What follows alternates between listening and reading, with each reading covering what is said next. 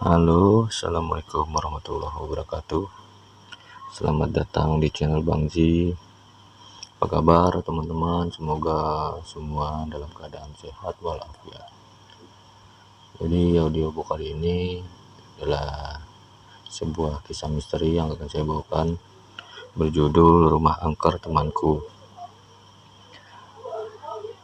Cerita misteri ini saya kutip dari satu akun Twitter bernama Simpleman, yaitu penulis fenomenal yang menuliskan satu kisah KKN Desa Penari. Mungkin teman-teman sebagian atau sebagian besar sudah mengetahui. Jadi untuk judul kali ini adalah Rumah Angker Temanku, berdasarkan kisah nyata dari si penulis. Baik, langsung saja kita menuju ceritanya. Gua mau berbagi salah satu cerita pengalaman horor yang gak akan pernah gue lupain 10 tahun yang lalu. Sewaktu gue menginap di rumah temen, dan sampai sekarang tiap gue ingat kejadian itu rasanya itu baru terjadi kemarin. Sebelumnya mohon maaf bila akun yang satu lagi adalah akun baru, karena ini adalah pertama kali gue nulis di Twitter. Semua yang gue tulis benar berdasarkan kisah pengalaman gue sendiri, jadi bisa dipertanggungjawabkan. Daripada kelamaan, langsung saja.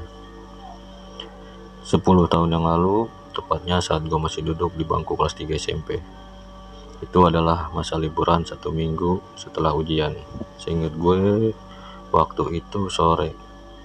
Enak-enak lagi bengong, tiba-tiba gue disapa sama tetangga sekaligus sepupu. "Liburan kemana?" tanya dia. "Nama sepupu gue Udin," disamarkan. "Gak kemana-mana," jawab gue, dan terjadi obrolan basa-basi. Intinya Udin nawarin gue buat ikut sama dia nginep di rumah tetangga gue yang ada di desa, jauh dari tempat gue tinggal, namanya Yuda, disamarkan juga dalam tanda kurung. Gue mikir, dan dia bersikeras ngeyakinin. Singkat cerita, gue dapet info ada 3 anak lagi yang gabung, jadi totalnya ada 6 orang. Gue pikir seru kan, rame-rame, dan lumayan juga bisa liburan di desa. Gue gak pernah mikir macem-macem, jadi akhirnya gue ikut. Berangkatlah kita esok paginya. Sebelumnya gue gak pernah ke rumah Yuda yang di desa, dan kayaknya cuma gue yang belum pernah ke sana. Lama perjalanan, sekitar 2 jam, karena desanya sendiri masih satu kota sama gue.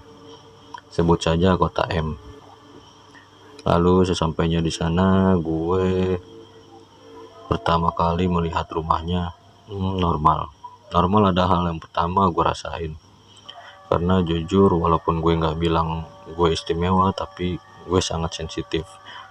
Gue perhatiin rumahnya Yuda agak jauh beda dari rumah biasa. Samping kiri kanan rumah tetangga dan rame. Tapi ternyata gue salah besar. Karena kita nyampe agak siang, jadi kita beberes perbekalan buat nginep 2 hari rencananya. Setelah selesai masukin pembekalan, yang gue bawa cuma mie instan, kami sepakat main game sebelum azan zuhur berkumandang. Yuda, si pemilik rumah, cuma berpesan satu, jangan buka pintu dapur. Waktu itu gue masih belum berpikir macam-macam. Oke, kita akhirnya main Gitar Hero. Kami bergantian main, dan tanpa sadar waktu berlalu cepat. Dan gue yang sadar bilang, "Udah mau zuhur nih."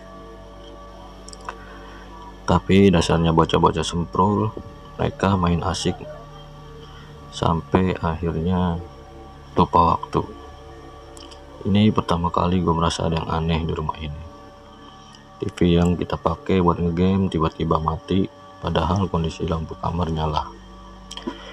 Gue sama yang lain cuma bisa saling melihat satu sama lain. Kemudian di hitungan ketiga kompak lari keluar rumah. Walaupun sepele, tapi jantung gue deg-degan kayak maling ayam hampir ketangkep dan digebukin warga. Gue lihat mata teman-teman gue juga masih panik, dan mereka saling bergumam satu sama lain. Tapi cuma gue yang kayaknya gak ngerti apa yang mereka coba omongin. Sialnya, gue belum curiga. Kita balik ke rumah setelah tenang dan saling yakinin kalau itu cuma kebetulan belaka, termasuk yang empunya rumah si Yuda yang larinya paling kencang tadi. Kita berhenti main game dan memutuskan untuk tidur siang sampai menjelang sore. Nggak ada yang terjadi selama waktu tersebut, sampai akhirnya setelah malam tiba. Hal yang seharusnya gue tahu kalau ternyata ada yang disembunyikan dari rumah itu. Semua anak udah pada mandi dan gue ke bagian mandi paling akhir, tepatnya sebelum azan maghrib. Sebelum gue lanjut ceritanya, gue mau ngasih tahu dulu siapa aja teman-teman gue. Yang pertama Udin, sepupu gue, Yuda, Jali, Andri, Dayat, dan gue. Sebelum azan maghrib, langit udah mulai gelap dan gue pergi ke kamar mandi sedikit yang mesti lu pada tahu. Rumah ini terlihat seperti rumah biasa dari depan, tapi dari keseluruhan rumah cuma dapur dan kamar mandi yang dibiarkan tetap kuno. Jadi temboknya dari bambu. Selain itu dapurnya masih beralaskan tanah dan kamar mandinya masih menggunakan sumur. Mantap. Setelah gue pikir-pikir, sedari gue tiba di rumah ini gue bersadar gue belum melihat sama sekali dapur dan kamar mandinya. Setelah dikasih tahu di mana lokasinya, ternyata dapur dan kamar mandi ada di area yang sama. Gue pun pergi. Tepat setelah gue buka pintu yang menuju dapur lalu kamar mandi, gue kaget karena di dapurnya yang super gede, lengkap dengan tungku kayu bakar, ada sebuah ranjang kosong. Gue coba mikir positif, karena emang gak aneh ada ranjang di dapur. Karena rumah nenek gue sendiri juga begitu. Di sini gue juga baru sadar ada pintu di dekat almari di ujung ruangan. Dan gue sadar itu pintu yang diomongin Yuda. Pintunya kelihatan aneh, kayak sengaja diganjal sama almari, dan kalau dilihat pintunya mengarah ke halaman belakang yang gak gue tahu entah ada apa di sana. Kamar mandinya di sebelah kiri dapur. Satu hal yang gue ingat, suasana di dapur itu benar-benar bikin perasaan gue anyep. Ini pertama kalinya kesensitivan gue main.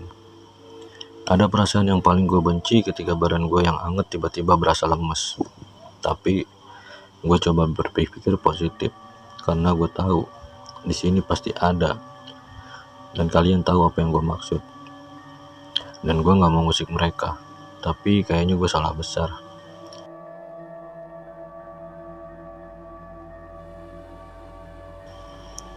Gue mandi di sumur, walaupun perasaan was-was nggak enak. Kayaknya semacam ada yang ngeliatin, tapi gue nggak tahu di mana. Setelah selesai mandi, gue keluar dari kamar mandi dan betapa kagetnya gue waktu lihat keranjang kosong. Kali ini ada yang tidur di atasnya. Nggak ada yang bisa gue ucapin waktu lihat itu. Wujudnya nenek-nenek tua berambut putih panjang dan kebaya yang dia melihat ke arah gue, tepat ke arah gue. Dia cuma lihat sambil tiduran di atas ranjang itu. Matanya mengikuti kemana gue jalan, dan paling serem dia cuma senyum. Jantung gue udah gak karuan. Gue yakin dia bukan manusia. Tapi gue coba mastiin dan langsung tanya ke empunya rumah, si Yuda. Temulah gue sama si Yuda yang lagi sendirian di ruang tamu lagi baca-baca komik. Gue bilang, kok lu gak bilang ada nenek lu di sini? Katanya rumah lu kosong. Dia ngeliat gue kayak rada keheranan terus bilang, kosong kok, kan bokap gue kesininya baru besok. Oke, kata gue dalam hati. Fix bukan manusia itu tadi. Yuda tanya lagi, apa maksud gue bilang ada neneknya? Dan dia ceritain kalau nenek kakeknya sudah lama meninggal. Gue cuma nisipar dan coba ngelupain senyum manis nenek-nenek itu. Tapi kayaknya gak mungkin, karena setelah kejadian itu kesensitifan gue kayak mendadak meningkat berkali-kali lipat. Yuda pergi ninggalin gue di ruang tamu, sementara gue sendiri dengar sesuatu yang datangnya dari luar, tepatnya pohon jambu di depan rumah. Sebelumnya gue gak merasakan apa-apa sama pohon jambu itu, tapi kali ini berbeda. Gue mendekat ke jendela rumah dan mengamati apa yang ada di sana. Gak ada apa-apa, cuma halaman kosong Tapi sialnya suara itu masih kedengeran. Suara seperti cewek yang sedang ketawa, tipis, nyaris pelan sekali, dan suaranya dan apesnya mata gue bergelap ngeliat ke atas pohon jambu. Gue cuma diam sepersekian detik sebelum sadar ada mbak-mbak baju putih sedang duduk santai di salah satu dahan pohon jambu. Matanya fokus ke mata gue. Dia kayak tahu kalau gue liatin dia dari balik jendela ruang tamu. Gue udah gak bisa ngungkapin seberapa jebol jantung gue berdetak waktu itu. Gue pergi dari sana dan gabung sama yang lainnya di ruang tengah. Mereka masih main game. Waktu itu PS2 masih jadi barang mewah, dan Yuda kebetulan punya. Jadi mereka gak ada henti-hentinya main itu. Gue gabung tapi gue gak cerita apapun. Gue berusaha gak cerita apapun. Selain gue gak mau bikin panik yang lain, gue juga ngerasa gak etis cerita begituan di saat gue datang ke sini sebagai tamu. Ya, tamu yang sedang disambut para penghuninya. Gue duduk nunggu giliran, tapi emang dasar gak ada yang mau gantian. Akhirnya gue melipir ke kamar tidur. Kamarnya bisa dijangkau ke ruang tengah, dan sengaja pintunya gue gak tutup. Tapi sebelumnya gue udah minjem HP sama Yuda. HP adalah barang yang sangat-sangat mewah saat itu. Gue otak-atik isi HP-nya ada beberapa lagu, tapi gue malah fokus ke beberapa video 3GP. Gue yakin buat kalian masih SMP adalah masa paling indah, karena kita pengen serba tahu, termasuk video-video 3GP yang lagi booming dulu. Dan kalian tahu maksud gue. Gue putar video itu dan menikmati adegan per adegan sampai gue baru sadar hal yang gak seharusnya gue lakuin adalah sendirian.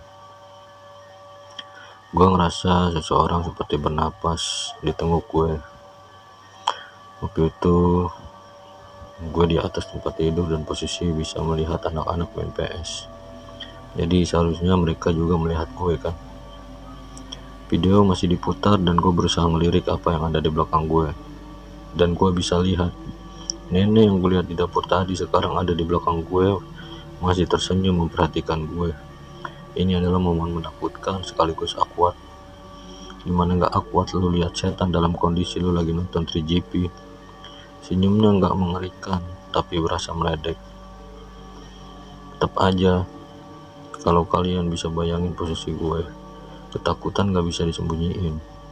Akhirnya gue cuma diam bisa ngeliatin dia. Sementara video terus berputar sampai akhirnya selesai. Gak ada rasa syukur yang bisa gue ucapin ketika Yuda masuk dan negur gue. Sumpah, untuk kali pertama gue bersyukur punya temen Yuda yang tahu kapan harus datang di saat yang dibutuhkan. Gue ngelirik lagi apa yang ada di sebelah gue dan makhluk itu gak ada.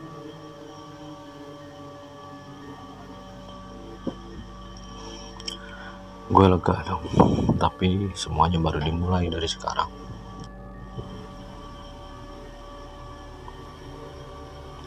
Setelah kejadian dimana gue didatangin sama nenek-nenek di kamar itu, dan Yuda negur gue biar gabung sama yang lain, tiba-tiba gue kebelet kencing. Ini bikin gue dilema, dimana kalau gue didatengin nenek-nenek itu lagi, mana kamar mandinya deket dapur lagi. Untungnya gue punya ide. Gue bilang, apa ada yang mau ke kamar mandi? Lalu temen gue si Jali nyeletuk, bukannya si Andri lagi di kamar mandi ya?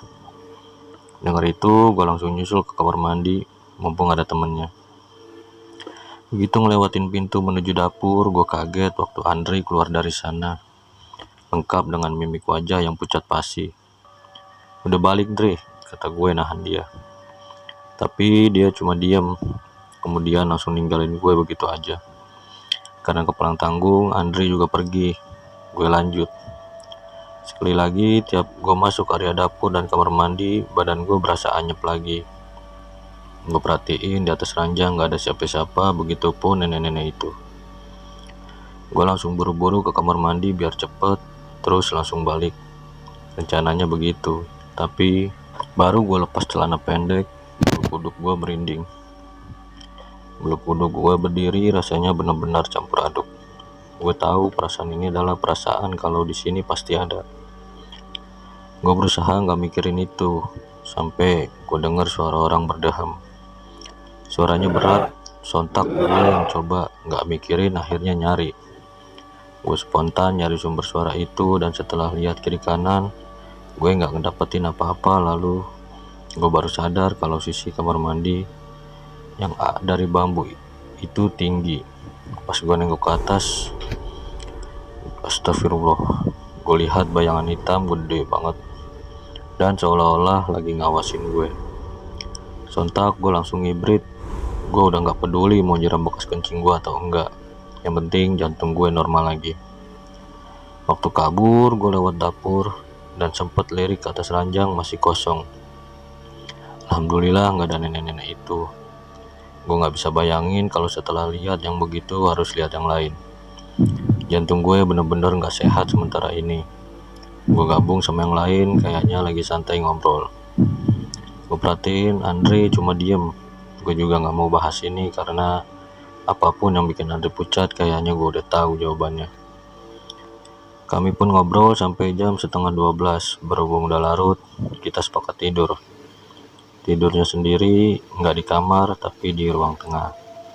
Jadi kita pakai alas yang besar biar kita berenam cukup buat tidur. Sialnya gue dapet di ujung tempat yang paling dekat dengan jalur menuju dapur. Gue cuma lihat ke langit-langit, sementara satu persatu temen gue pada tumbang. Gue nggak lihat Andre karena dia di tengah. Sekitaran jam 12:30 gue masih terjaga. Gue berusaha merem, tapi sekuat gue berusaha buat tidur, gue malah terjaga. Suasana sepi dengan kondisi lampu mati bikin gue gak tenang. Gue deg-degan karena kayaknya tinggal gue yang masih melek. Gue cuma berharap satu hal, gue gak melihat apapun. Tapi kayaknya gue salah. Walaupun belum melihat apapun, gue mulai merasa ada yang nyambut gue. Gue dengar langkah kaki. Suaranya kayak ketika kaki basah nginjek lantai keramik. Kayak gitu suaranya. Makin lama semakin sering gue dengar, beberapa kali diikuti suara ketawa anak-anak. Gue berusaha gak peduli dan akhirnya suara itu hilang dengan sendirinya. Gue pikir udah aman, tapi kayaknya gue salah lagi. Baru sebentar gue menjamin mata, gue ngerasa ada yang ganggu muka gue. Kayak ada entah apa yang kena muka gue dan itu gak nyaman. Pas gue buka mata, gue gak tahu kudu ngomong gimana. Itu muka nenek-nenek tetap natap muka gue dari atas dengan kondisi rambutnya yang panjang, ujungnya kena muka gue. Gue istighfar waktu itu. Ini adalah gangguan kesekian kalinya dari nenek ini. Tapi anehnya semakin lama gue ada di posisi itu, semakin gue sadar kalau walaupun itu serem, tapi nenek ini gak pernah gangguin dalam hal kontak fisik. Gue baru sadar kalau dia cuma nampakin wujudnya doang. Selebihnya dia gak nyakitin gue kayak di film-film. Selama beberapa saat gue biarin nenek ini sebelah gue dan ngeliatin gue dengan senyum seremnya. Kemudian terdengar suara pintu digedor-gedor. Serius, cara gedor pintunya itu kayak gak digedor oleh orang.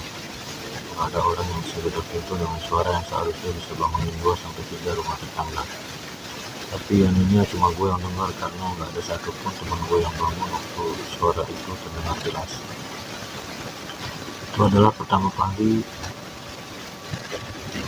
gue langsung berdiri waktu dengar. Suaranya berasal dari halaman belakang yang setahu gue pintunya dikunci dan diganjel lemari. Gue bangun, penasaran. Hal mendasar yang manusiawi ketika sesuatu yang gak adil. Gue bersiap diri buat lihat, tapi sesuatu yang dapat dimulai dari video gue lihat saja serem dari tadi mematikan gue. Ini adalah pertama kalinya gue kontak fisik sama makhluk beda alam. Rasanya anyep. Gue lihat wajahnya kayak nolak gue buat pergi lihat pintu itu. Dan memang waktu denger pintu itu digedor, ada perasaan kuat banget gue buat buka pintu itu. Gue gak tahu apa yang terjadi. Kayak semacam ada dorongan gue harus buka pintu itu buat lihat apa yang ada di baliknya. Pintu masih digedor dengan keras dan semakin sering gue denger, semakin penasaran gue terhadap apa yang ada di balik pintu itu. Nenek itu gak mau ngelepasin gue.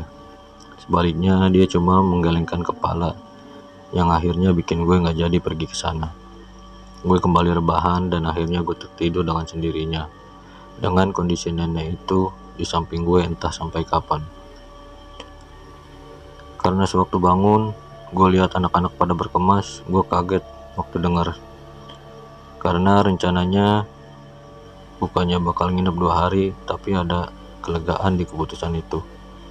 Mereka cuma berargumen kalau hari ini keluarga Yuda yang dari luar kota bakal pakai rumah ini sementara. Jadi kita harus balik. Gue tahu pasti itu cuma bohong, tapi gue iyain aja. Kita berkemas kemudian meluncur pulang. Gue perhatiin sekali lagi rumah itu dari depan dan gue masih yakin rumah ini benar-benar kelihatan normal. Tapi setelah kejadian semalam, gue gak yakin bakal mau balik ke rumah ini lagi. Sesampainya di rumah, hal pertama yang gue pengen lakuin adalah mandi dan tidur. Tapi semua anak-anak malah narik gue ke rumah Yuda. Gue bingung dong. Semua nahan ketawa kecuali gue dan Andre.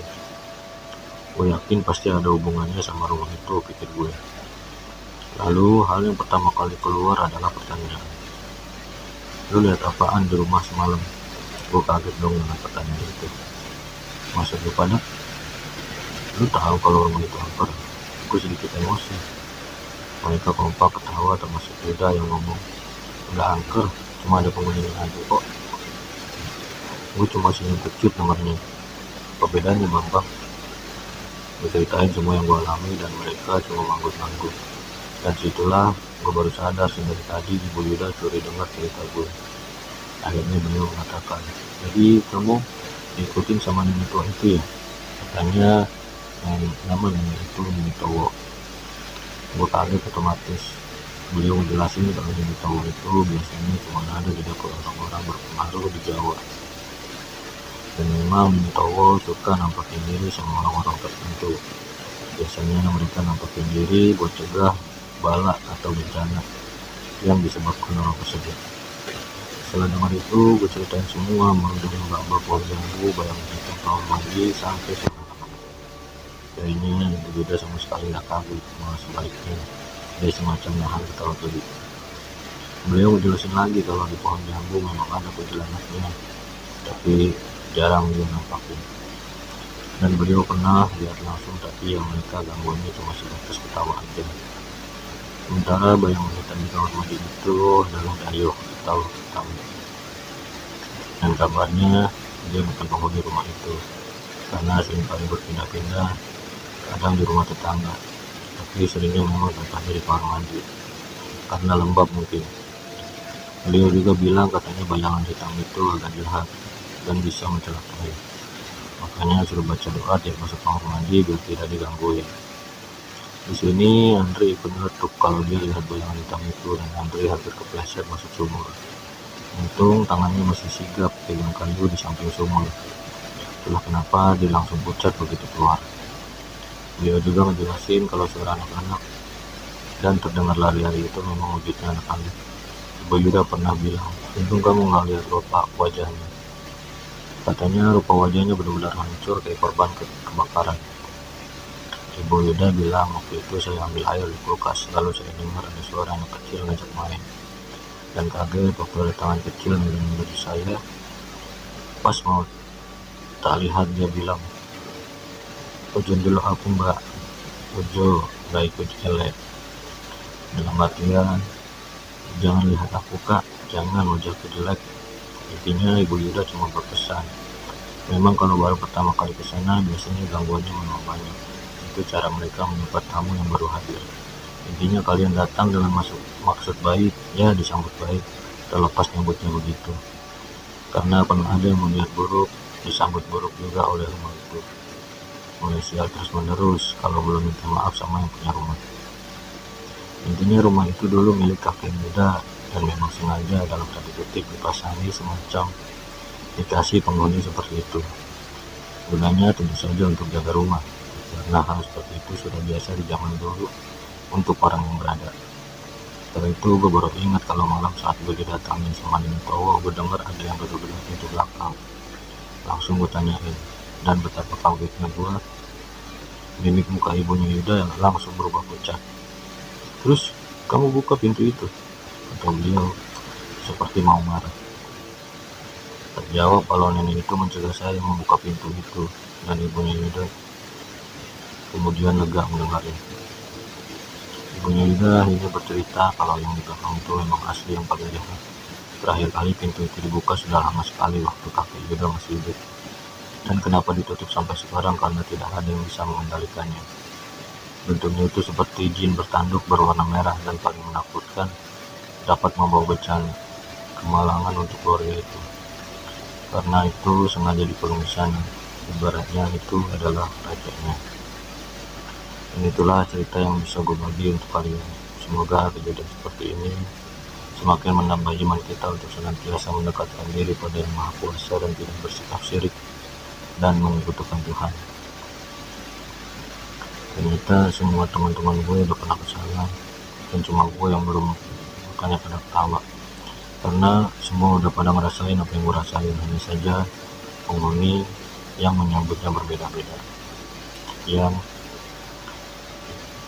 salam.